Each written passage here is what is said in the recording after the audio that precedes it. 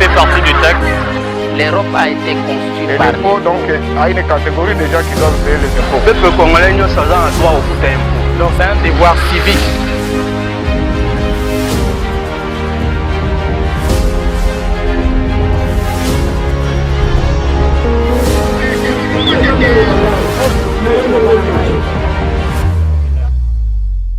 Nous entendons souvent parler de termes, de fois qui nous donnent des mots de tête, de termes tels que macroéconomique, inflation. C'est quoi l'inflation? Que devons-nous comprendre de l'inflation? Quelle est la compréhension de Congolais sur ces termes inflation? Nous sommes descendus sur le terrain justement pour savoir qu'est-ce que le Congolais comprenne de ces termes inflation.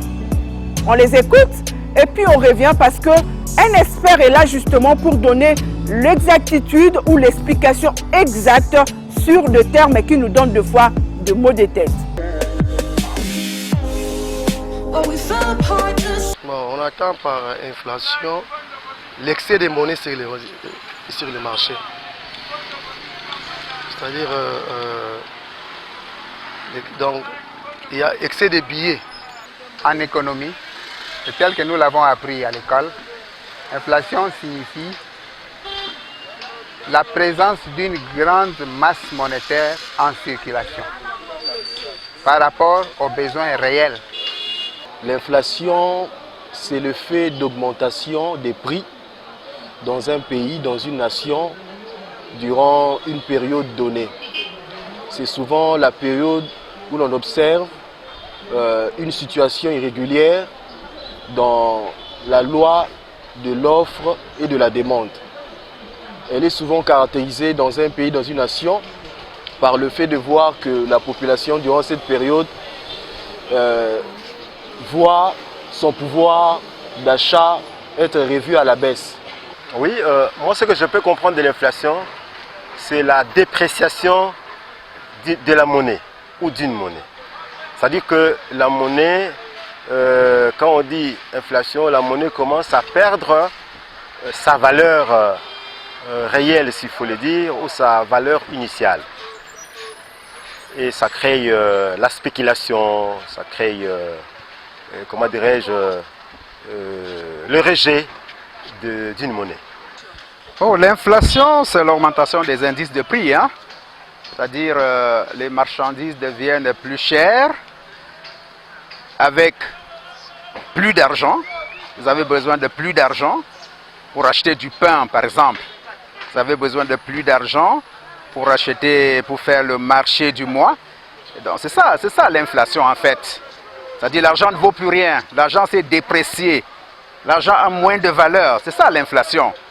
C'est vrai que dans mon mot purement économique, mais pour nous sembolango, na ndenge ya bopete, tokoloba boye inflation ezali mbongo ya mboka ou bien mbongo oyo peuple azo utiliser et perdre mutuya nango na population. C'est-à-dire que okoki ko perdre mutuya na population par rapport ya ba paramètres oyo esali ke mbongo wana et perdre mutuya nango. C'est-à-dire que prix ekomi fixe te, eza stable te, eza likolo makasi pe ezo bouger à tout moment. Okoki kozala na mbongo ya munene, soma munene, mais okomi sur le marché osombi eloko ya malonga te. Osombi eloko ya malonga te par rapport ya masse ya mbongo oyo oza na yango.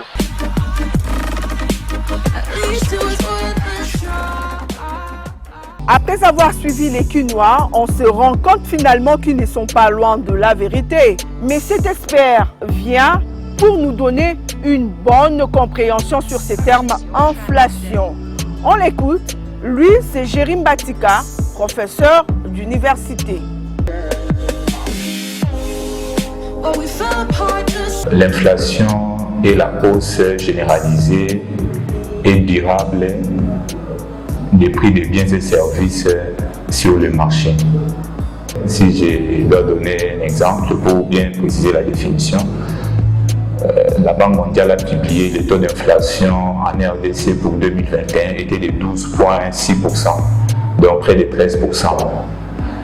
Ça veut dire autrement, si les sacs de riz coûtaient 100 000 francs, en 2020, en 2021, ça coûtait 113 000 francs. Donc, taux d'inflation de plus ou moins 13%. Donc, ça, c'est un exemple que je peux donner d'un sac de riz qui coûtait 100 000, qui vous coûte maintenant 113 000. Donc, augmentation généralisée, durable des prix des biens et services. Il y a l'inflation par la monnaie, causée par la monnaie. Là, c'est lorsque la quantité de monnaie en circulation est supérieure à la quantité de biens et services sur le marché. Je vais donner un exemple. Nous sommes dans une économie, nous sommes au nombre de 10 et nous avons 20 000 francs. Nous sommes au nombre de 10, nous avons 20 000 francs en circulation. Si nous avons 10 biens, chaque bien va coûter 2 000 francs. Et si on nous ajoutait 10 000 francs de plus, nous aurons sur le marché 30 000 francs. Et si nous avons toujours 10 biens, chaque bien va coûter 3 000 francs. Là, c'est la première cause, la cause par la monnaie, c'est-à-dire la quantité de monnaie en circulation est supérieure à la quantité de biens et services sur les marchés. Sachez que la monnaie est pour l'économie, c'est que le sang est pour le corps humain. Lorsqu'il y en a en grande quantité, ça peut provoquer l'inflation. Deuxième cause, ça peut être l'inflation par la demande. Vous voyez, après la crise sanitaire Covid-19, il y a eu la relance de la demande. Mais si l'offre des biens et services n'a pas suivi, vous voyez, il y a la théorie de l'offre et de la demande en économie. Lorsque la demande des biens et services augmente, pour retrouver l'équilibre, les producteurs sont amenés à augmenter les prix. Ça, c'est la deuxième cause. Le stock est insuffisant. Le stock des biens et services est insuffisant sur le marché. Par contre, la relance de la demande fait en sorte que les prix puissent augmenter pour trouver l'équilibre. Troisième cause de l'inflation, vous avez l'inflation par les coûts. L'inflation par les coûts, c'est lorsque les coûts de production des entreprises augmentent avec la rareté des matières premières, la rareté de l'énergie. Les trois causes, je peux préciser, les trois causes ne sont pas exclusives. Ça peut aller de pair. Donc on peut retrouver l'inflation par la monnaie ensemble avec l'inflation par la demande et l'inflation par les coûts. Exemple pour le cas de la RDC, l'inflation par la demande. Vous avez, comme j'ai dit, la relance après la crise sanitaire, la relance de la demande. Lorsque l'offre ne suit pas, ça pose des problèmes. L'inflation par les coûts, avec la guerre en Ukraine, il y a arrêté de l'énergie, des matières premières sur le marché mondial. Alors tout ça, ça peut nourrir l'inflation de manière générale. Déjà, ce qu'il faut savoir, c'est que l'inflation a plus d'inconvénients que d'avantages et les principales conséquences, vous avez d'abord la perte du pouvoir d'achat pour la population. Ouais, j'ai parlé du sac de riz, un sac de riz qui vous coûtait 100 000 francs, vous coûte 113 000 francs. Surtout lorsque les revenus fixes, ça pose des problèmes. Vous avez aussi la baisse de compétitivité pour les entreprises, parce que la compétitivité prix, lorsque les prix augmentent, les entreprises sont de moins en moins compétitives sur le marché. Ce sont les causes principales de l'inflation. Alors avec la perte du pouvoir d'achat, ça entraîne ce que vous voyez, la paupérisation de la population.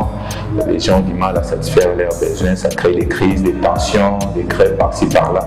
Vous le voyez même en France et ça pose des problèmes.